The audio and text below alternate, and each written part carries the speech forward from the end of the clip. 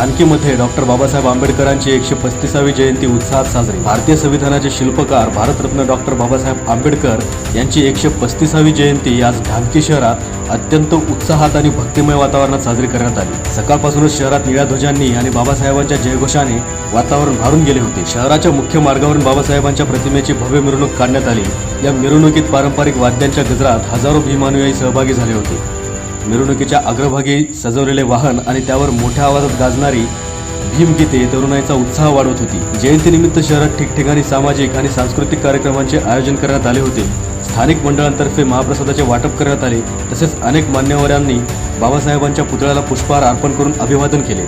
वाढती गर्दी लक्षात घेता कायदा व सुव्यवस्था राखण्यासाठी पोलिसांनी चोख बंदोबस्त ठेवला होता। या सोहळ्याने ढानकी शहरात एकजुटीचा आणि समतेचा संदेश दिला असून भीम अनुयायांचा उत्साह कायम होता। NDTV इंडियन्ससाठी मुख्य संपादक अशोक गायकवाड।